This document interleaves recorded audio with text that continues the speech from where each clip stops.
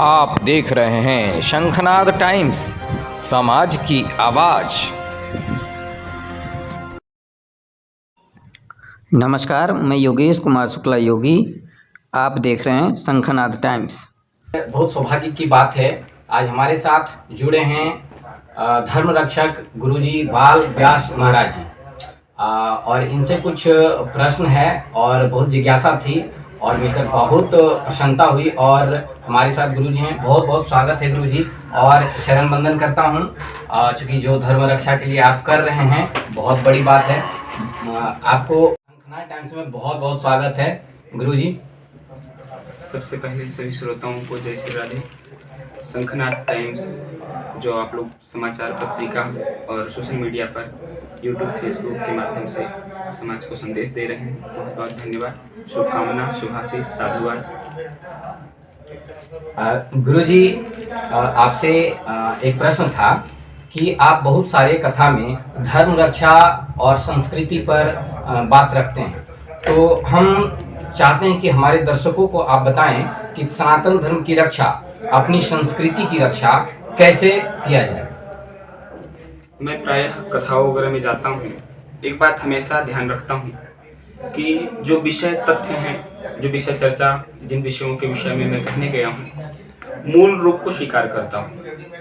आज धर्म से विरक्ता की चीज़ ये है कि जो अपने धर्म को बचाने के लिए बेड़ा उठाए जो लोग हैं, शायद वही अपने धर्म का पूर्ण रूप से बेड़ा नहीं उठा पाए हैं। संस्कृति को स्वतः स्वीकार जब तक नहीं किया जाएगा, तब तक व्यक्ति संस्कृति को न हृदय से मान पाएगा, न किसी तक पहुंचा पाएगा। मैं कह तो सकता हूं कि संस्कृति को बचाइए, संस्कृति को बचाइए, संस्कृति को बचाइए, लेकिन संस्कृति को बचाने में अगर आप हमें सहयोग नहीं करेंगे, समाज सहयोग नहीं करेगा, या हमारे ही जीवन पर देखेगा कि संस्कृति अप्लाइड नहीं है, तो दूसरे के जीवन पर क्या हम प्रभावित करेंगे। तो कहीं न कहीं धर्माचार्यों की त्रुटि है, कहीं न कहीं धर्म के आयोजनों को लेकर के जो आगे आते, जो विषय तथ्य रखने वाले हैं, उनको उस विषय में गहन जानकारी नहीं होती है। शायद इसीलिए हमारी सभ्यताएं, हमारी संस्कृति, हमारी प्राचीनता खंडित हो रही है। और जब तक प्राचीनता पूर्ण तरीके से बनी नहीं रहेगी, तब तक संस्कृति न आएगी, न संस्कार आएगा, न हम में और आप में समानता का भेद पता चलेगा। गुरुजी, देखने को मिलता है हमारे सनातन धर्म हजारों वर्ष, मतलब युगों युगों से सनातन धर्म रहा है और रहेगा।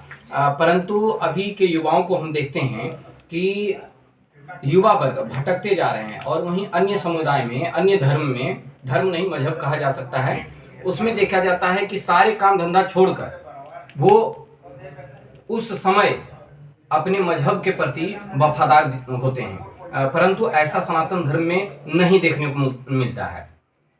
कारण ये है कि कारण सबसे बड़े दोषी माता पिता हैं। जिस समय बच्चों को अच्छा संस्कार, अच्छी शिक्षा देनी चाहिए, हमारे यहाँ पुरानी चीजें, प्रथाएं थी, तब क्या था कि बहुएं जब पेट में गर्भधारण करती थी, उस समय के बाद उनको अच्छे अच्छे पुराण, उनकी अच्छे अच्छे कथाएं सुनाई जाती थी। अब जब माताएं गर्भवती होती हैं तो उनको अच्छे अच्छे सिनेमा दिखाने ले जाते हैं, शाहरुख खान की पिक्चर दिखाने ले जाते हैं, सलमान खान की बॉडी दिखाते हैं, तो कहाँ से संस्कार आएगा।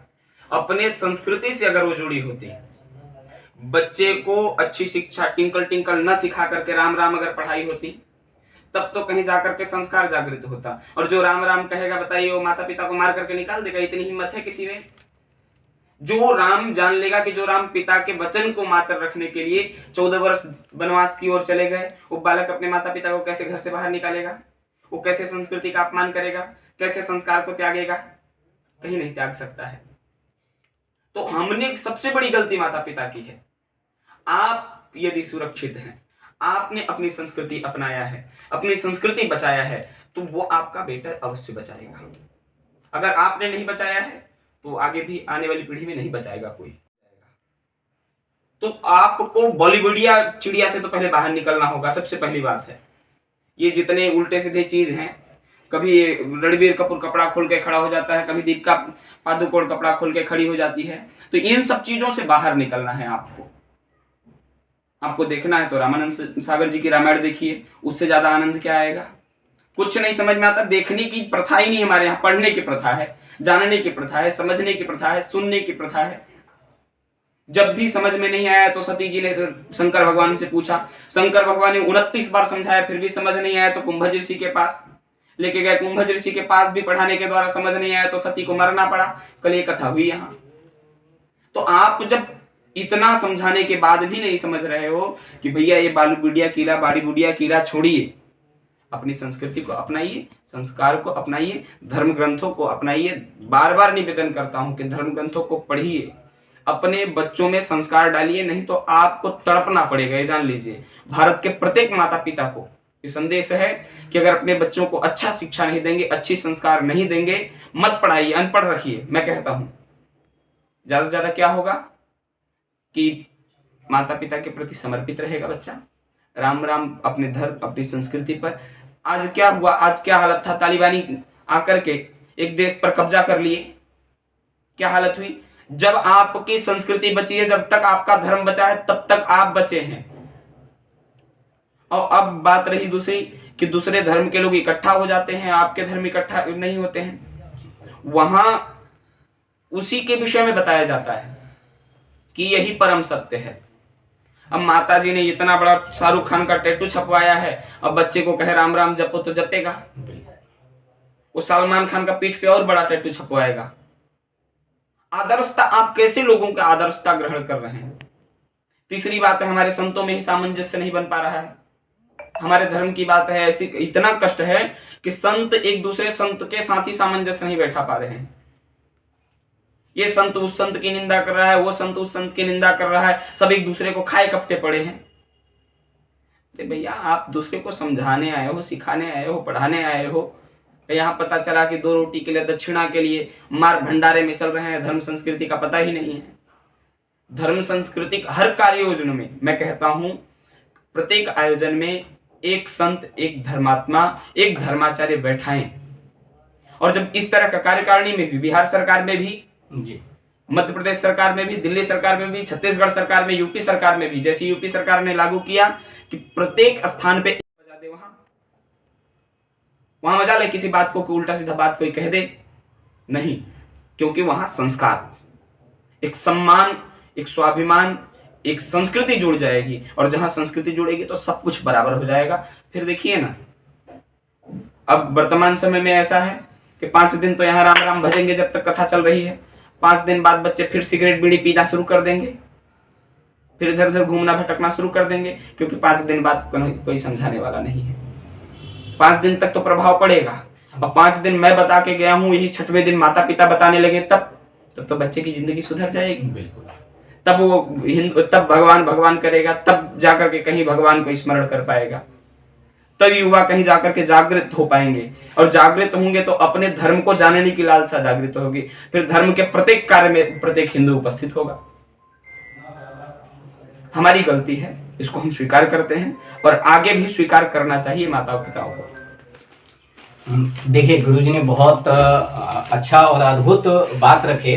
क्योंकि पूर्व समय में जब अभिमन्यु गर्भ में थे तो उनको जो शिक्षा दी गई थी अर्जुन के द्वारा भेदने की, तो उन्होंने गर्भ में रहकर वो शिक्षा प्राप्त करके 6ठा द्वार तक भेजा था अभिमन्यु ने। तो वह उसी प्रकार से जो गुरुजी ने समझाया, हर माता पिता को स्वीकार करना चाहिए और अपने बच्चों में संस्कार भरना चाहिए। गुरुजी, एक और प्रश्न आपसे था कि विवाह में अश्लीलता के साथ साथ बहुत सारा असर पड़ रहा है समाज पर, तो इस पर कैसे अंकुश लगाया जाए?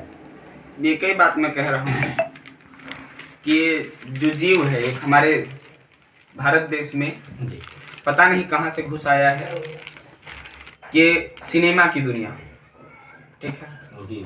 इसको छोड़ दीजिए, इसको त्याग दीजिए। अगर ये त्याग दिए तो हमारा देश एकदम निर्मल हो जाएगा गंगा की तरह। और जब तक ये है तब तक गंगा दूषित, रोज कितनों गंगा जी में खूब सफाई हो रही है, मशीन लगा के एक से एक साफ किया जाता है, लेकिन कूड़ा फिर डाल देते हैं लोग। तो कितना भी रोज विरोध हो रहा है, रोज इन सब चीजों को हटाया जा रहा है, फिर लाके कोई ना कोई आकर के पठान मूवी जैसे डाल देता है। यहाँ सब धर्म भ्रष्ट हो जाता है, भगवान का अपमान कर देता है, संतों का अपमान कर देता है, अपनी संस्कृति का अपमान कर देता है। और वही ये जीव करते हैं। और ढकोसला दिखाने के लिए जाकर वैष्णो मंदिर में पूजा करते हैं कि मैया हमारी मूवी चल जाए।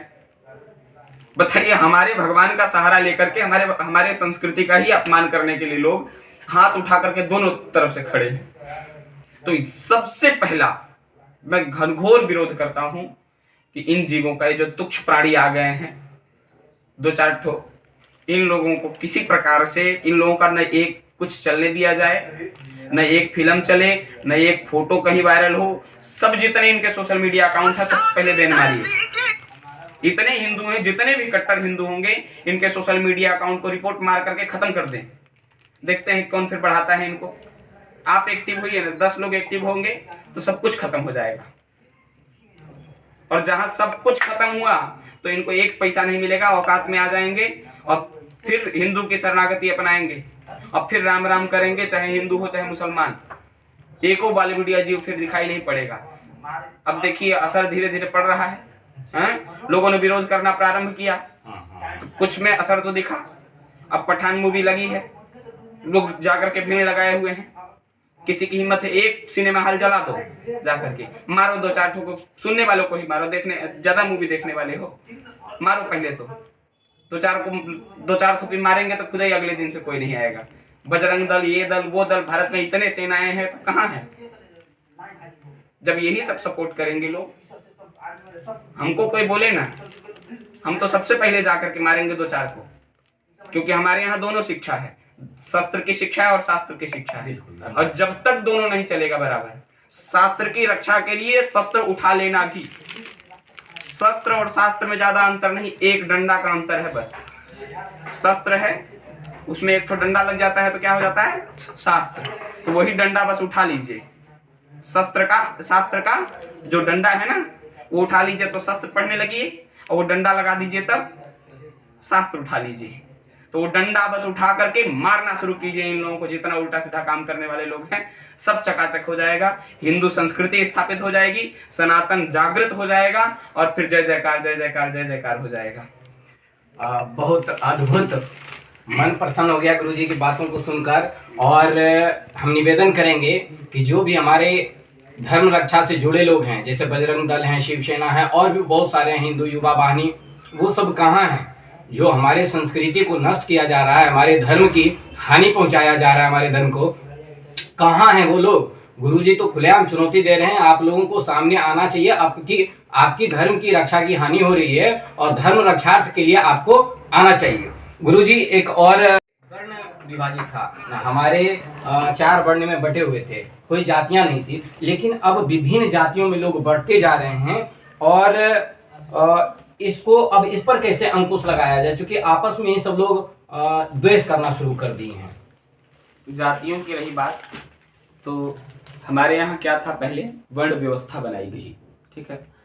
जैसे कि कोई कंपनी स्टार्ट करता है तो उसमें आप ही ने जब ये पत्रिका स्टार्ट किया तो संपादक, संरक्षक, अध्यक्ष, उपाध्यक्ष, सदस्य, सामान्य सदस्य, विशेष सदस्य, इन सब सदस्यों की स्थापना किया।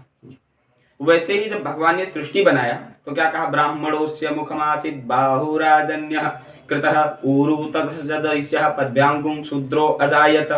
ऐसे एक विशेष नियम बनाया, प्रोजेक्ट बनाया पूरा।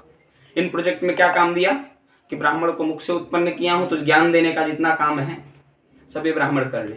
विद्या अध्ययन करना, विद्या अध्ययन कराना, दोनों काम दिया, अध्ययन करना भी और कराना भी, यज्ञ करना भी, यज्ञ कराना भी, दान लेना भी, दान देना भी, ये 6 कर्म ब्राह्मण के हो गए, ठीक है।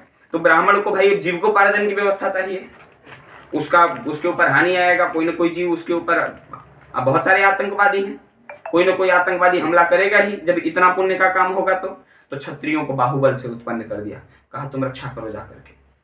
वैश्य को भैया तुम्हारा पेट से तुम उधर हो, तो काम करो, पेट भरने का काम करो। शूद्र को चरण से उत्पन्न किया तो कहा आप सेवा का काम करो।